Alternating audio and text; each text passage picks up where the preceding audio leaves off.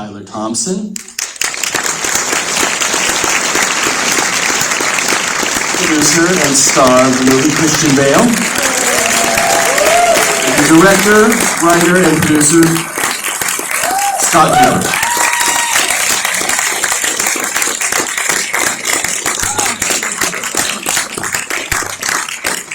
Wow, nice turnout. Thank you guys for coming out tonight. It's nice to see a full theater. Boy, I'll say, nothing like seeing a movie in a crowded space with a bunch of strangers. I love it. So each of you, you've all worked together multiple times, and I think developing relationships are a critical part of being a producer. How did you come to know these guys? What was the origin story? Well, Christian and I first worked together. This is our third film, and I had a habit after I wrote my debut film, my first film for Jeff Bridges, Crazy Heart. I got lucky. And I thought, God, I'll just write for my favorite actors. Of course, I didn't know Christian at the time, and I wrote Out of the Furnace for Christian, and thankfully he said yes. And out of that film, for me, grew just a great friendship, and, kind of a brotherhood. We saw the world the same way. We saw film the same way. We worked very easily together, and for whatever reason, my films, no film is easy to make. For whatever reason, my films have been difficult to make in terms of just location, weather, all the sort of things that kind of infuse the film with a certain feeling, but nonetheless not easy. And Christian is always ready to get into the trenches and never complains. We were shooting in this film and it was -8 below zero. And Christian's number one on the call sheet, and when he doesn't complain, no one does. First one there, last one to leave. So that was our first of 3 films. And then I made a film with Johnny Depp playing the gangster Whitey Bulger called Black Mass that Tyler first produced.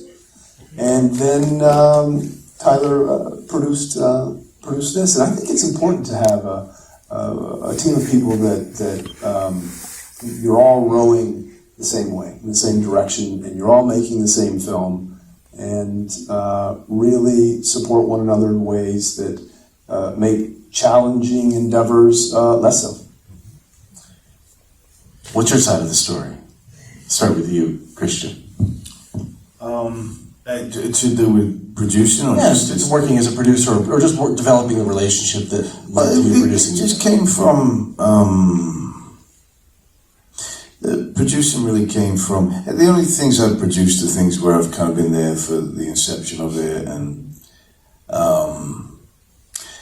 I enjoy working with and for Scott and understanding his vision, and if I've been there for a long time, I perhaps understand it in more depth than most other people, so it becomes a partnership.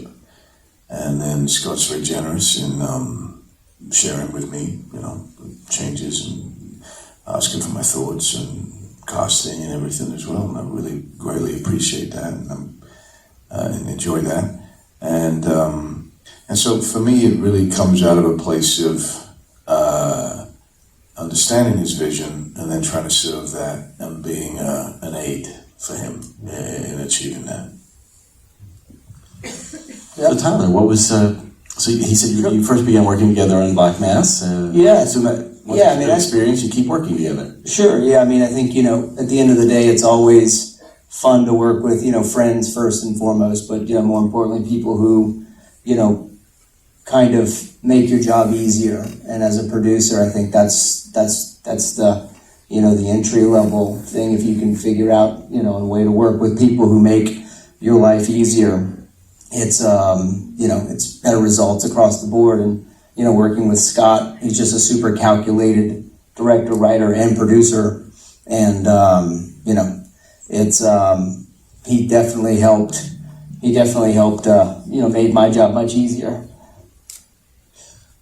So you said that your films often have a level of difficulty to them. What was it on this movie, The Pale Blue Eye, that was a problem that you 3 had to work together to solve? Well, you can't really solve the weather. We were shooting in peak Omicron as well, and that's really tough. Only So you had no desire to solve the weather. We could have made it Actually, that is much true. warmer climes. Summer. No. Let's Yes. make it That was- absolutely Yeah. sub-zero temperatures. Yeah, I do think it infuses actors and hopefully in their performance. When I, take Christian, 10,000 feet above sea level for our Western we made, Hostiles, and that's always fun, I think. And it was really, really cold. But you're always dealing with budgetary issues, scheduling of actors, and because the actors that I tend to cast, everybody wants to cast. So you're always trying to work out schedules. Then you have to, of course, amend your shooting schedule, and I like to shoot a particular way. So all those sort of things that Tyler and John Lesher, who isn't here, who's also produces films with me. But Christian's great because he starts from when I fade in and I finish. And in terms of casting and producerial, Christian's been making movies since he's 12 years old, and has been on far more movie sets than I have. And if a problem arises, there's a good chance that Christian has seen it in some form. And I would go to Christian and say, well, what do you think about how do we fix this?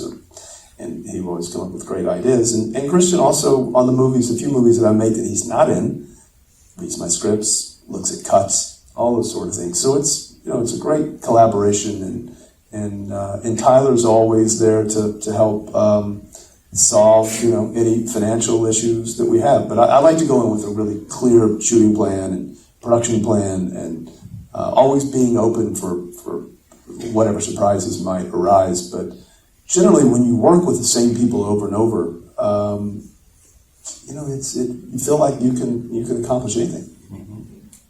Was there anything unique about The Pale Blue Eye that you had to resolve? And would you say that the bulk of those challenges are before shooting starts or during? For me, it's always been before, but in this particular process, Scott and I had a shorthand from Black Mass, and Scott and Christian are obviously great friends, and they've worked together on super challenging films. And so I think having a director first and foremost that's willing to go to the trenches and produce from a granular level, I think it really helped us overcome a lot of things across the spectrum, as well as having Christian there from day one, helping solve certain milestones and get us over certain hurdles. It was, once again, kind of working with people who were all rowing in the same direction, I guess, if you will. No one was dead weight. No, but Omicron was tough. That was really difficult to schedule, because actors would contract COVID, and then we'd have to change our schedule. Fortunately, Christian or our cinematographer, Masanobu Takinagi, never contracted it, at least while we were shooting. Because had you, then of course you have to shut down. So those challenges are difficult. But I will say, when you work with, this is my first film with Netflix, they're such great filmmakers and great partners, and I tell you, they were really, really outstanding and helped us navigate not only Omicron, but all the other issues that you encounter as a producer. Also very haunting. I saw it in October. I thought it was a great October watch, because you've had spooky season and Halloween coming up, and Edgar Allan Poe, and the air is getting colder. Talk to me about creating that atmosphere. A big part of it is the locations and the actors that you cast, who all are able to embody personalities that seem like they're from long ago. Yeah, well, one of the things that when I used a lot of the same crew, cinematographer Masanobu Takinagi and Stefania Cella, who's my designer, and Kasia Willicke-Ramon, who creates my costumes. What I want to do, or with any film should do, is really transport the audience in a way that you don't see the artifice. So often I see period pictures, and it feels like, really well-made movies and acted movies, but it sometimes feels like you can really sense the make-believe, just actors in costumes. And I wanted, always with my films, to feel like all of the period details, all of the production design, the camera work, costumes, all recede to the background. So it's all about characterization. And in terms of casting, because I make generally very American films, and I love international cinema, and British cinema in particular, and just a group of actors that I would see over the course of my life and think, God, I would love to work with the great Timothy Spall, or Toby Jones, or Gillian Anderson, or Simon McBurney, or Charlotte Gainsbourg. And as I was writing this, I thought, God, now's the time I can do this. And I also love really great, interesting faces that tell a story, faces of people that you say, wow, that person's seen something. And it feels like in a film that's in 1830, that the faces that I was able, fortunately, to cast, all told a story in a kind of a unique way. So when you have everybody kind of rowing in the same direction, and you all understand that we aren't going to see the work. I mean, Christian gives a great nuanced portrayal, so does Harry, Melling, and the rest of the cast, and then everybody feels like they can feel confident enough to do the work, but not have the work scream, look at me. Mm-hmm.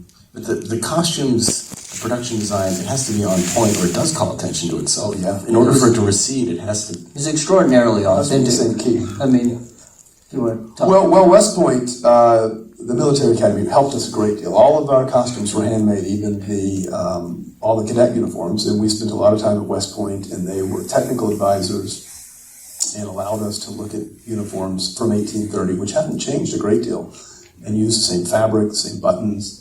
And then, of course, most of the characters have very tight-fitting wardrobes. But Christian wanted not to be bound by any rules or regulations or anything that constricted him both physically and also emotionally and psychologically, which is why he would blanch against the rigidity of West Point. So all of that, hopefully, in some way or another, transports you to southern New York in 1830. Can you talk to us about Masanobu's cinematography? There are also some scenes where I'm wondering how you lit this. Are you using natural candlelight for some of those scenes? Or is it a simulation? No, there's certainly candles, real candles, but he would also augment that because I wanted the blacks to feel really deep, and I wanted it to feel like a lot of texture in the frame. Masa's a real master. A master of composition, a master of lighting. It's our fourth film together. We looked at a lot of work from Rembrandt and a lot of the Dutch masters. If you look at their portraiture, it's a lot of deep blacks and very, very rich colors. But as I was approaching the film, I said, I want this to feel like it's a film that was shot in color, but almost black and white. So there's a lot of black in it. And shooting, Christian and I discussed shooting it in the summer, just for scheduling, but I just couldn't do it. It's going to be a tough film, but it feels like this is the right thing to capture the kind of... That would have been way too pleasurable. But the snow and the rocks and the bare trees create that monochromatic look. Yeah, and getting the camera and the crew, the equipment to locations that are very difficult. It takes a real effort. You have to have a crew that just, are very passionate filmmakers and thankfully, I have that in people that, again, when they know that Christian's on the call sheet, it feels just like having now made 3 films with them, that everybody does their best, and they show up to knowing that Christian's going to, bring his A-grade, and it really kind of sets the tone. And we got some complaints that it was too cold, but we did. Not from Christian. Just now. My wife actually did say, Scott, you and Christian and Masa have to be careful not to shoot when it's too cold. And I said, honey, when you're shooting and Netflix is paying hundreds of thousands of dollars a day, you can't just call Scott Stuber or Ted Sarandos and say, it's just too cold in Pennsylvania to shoot. It just doesn't work that way. How did you choose the locations? And Tyler, maybe you can weigh in here too. I assume it's difficult to find places that are untouched by the modern era, and finding locations that give you the variety you need, but also seem like they could be from 1830. How did you settle on Pennsylvania? We were going to do Philadelphia at first. And Scott had and Christian as well, had a ton of experience in Pittsburgh. Where we shut out of the furnace. Yeah. And it just made more sense in Pittsburgh. We got more landscape, we got more depth and scope. Yeah, and shooting up in the Allegheny Mountains and up by Erie, Pennsylvania. But we did shoot some of the exteriors up in New York towards the end of the cliff stuff and the Hudson River. But shooting close to Lake Erie in January and February it's brutal. For sure. But also shooting in places that, because so often you have to go, as everybody in this room knows, you have to shoot where states offer really competitive incentives. Louisiana, Georgia, Massachusetts, New York State, Pennsylvania. I wish California had a better tax incentive and it would be easier to get more money. My God, I don't understand this. I'll give some supporters in the audience for Yeah, that. it's really remarkable. I mean, otherwise, I would be shooting here. I would love nothing more than to stay home and shoot in California. That's why I moved here. But they make it easy to shoot other places. Well, we started by talking about your partnership, your friendship, the importance of having relationships as a producer. There's a cameo in this film, and a person thanked in the credits, Yes. who's now a new U.S. Senator, John Fetterman. Tell me about your relationship with him, what his part is in the movie. I don't know if did anybody in the audience spot him? Yeah, well, it starts with, Christian and I have become good friends with now Senator John Fetterman. When I wrote Out of the Furnace, I had been researching still towns, dying still towns, and he was the mayor of Braddock, Pennsylvania, which was known to be one of the, as you know well from Pittsburgh. I'm from Pittsburgh, yeah. It's one of the toughest, towns. It's fallen hard times in the entire Rust Belt, but incredibly photogenic. And it was difficult to secure locations, and I'd written it when I was touring with Crazy Heart. I'd been reading about Braddock, and I was writing Out of the Furnace, and I took a day and drove around, and I'm not sure that it was going to be so film-friendly. So I reached out to the mayor, who at that point was kind of a prominent figure for someone who had tried to revitalize Braddock. And he was very instrumental in helping Christian and me shoot almost the entire film in Braddock, Pennsylvania, and really he loved the movie and was an ardent supporter of the film, wrote a few articles about the movie and his experience. And Christian and I just became pals with him. And then he became the lieutenant governor, and then of course he ran against Dr. Oz. Who would think that a TV personality could, be a big politician? Did anybody bring up your celebrity? Sorry. Sorry, Netflix. I paid a little tribute to Jonah with in Out of the Furnace. I had the zip code of Braddock. The locals say Braddock. Yes. The zip code tattooed, across my throat for that. And then John's got this fantastic face. He does look like he's having a time. And so I said to Scott, we got to have him in the tavern, right? You got to have that face. That's a face that fits in the 1830s. Because a lot of faces don't fit in the 1830s. We looked at some really wonderful actors who just got faces. You just went, their face just doesn't fit. And Scott cast beautifully. I mean, I was so grateful for the people that he cast who I got to. He looks like a survivor, doesn't he? Oh man, he's surviving anything. Well, your body's Pennsylvania. He also looks like, because even if it's, he showed up on set, it was, 15, 18 degrees, and he always wear shorts. and then, of course, as he won, A hoodie. someone said, John Fetterman was the first grip who's now a state senator. Oh yeah, I saw that. Yeah, first key grip elected at the state senate. It sounds like even though it was a heavy story, that there was a lot of joy on set. And Christian, you've talked about there's almost too much joking that you would have to step away from sometimes. With that, you do have to when you're dealing with heavy subjects like this. You have to. Otherwise, you just get too exhausted and you can't do the scenes. Particularly for me, it was with Tim Spall, Simon McBurney, and Toby Jones, because they know each other very well, go back years, and they're like the Three Stooges, and they are wonderful, what I call proper actors, who can joke right up to the point where they hear Scott call action and then bang, they're in it. It's remarkable. And I'm not a proper actor. I can't. So they would be in it and I would be giggling. And so I kept on having to just say, guys, I can't, and walk away because they're masters. This is good for at what Landor. they do. Giggling. You know. Well, and Robert Duvall, Christian and Robert Duvall. They're for Robert. 92. Christian and Bobby did, Mr. Duvall did Newsies together. Yeah. Bit of a reunion. Woo! Yeah. They were always joking. You want to tell us about getting him in the movie? I know it's a story you've told many times, but Yeah, well, he produced Crazy Heart, and he's been a mentor of mine, and I'm almost like a second father. I speak to him still probably 3 or 4 times a week. Reads all my scripts, and he adores Christian. And anytime Christian and I are making a film, he wants to read the script and see if anything makes sense.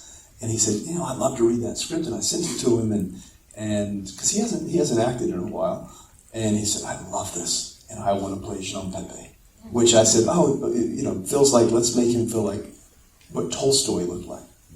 And having him on set was just a real treat because he and I are so close. He and Christian go way back, and when Duvall's in town, we have dinner together, the 3 of us. It's really, really nice. And he really enjoyed working with Harry as well. He loved Harry Melling, who played Poe. Yeah. And Harry was fantastic. Yeah.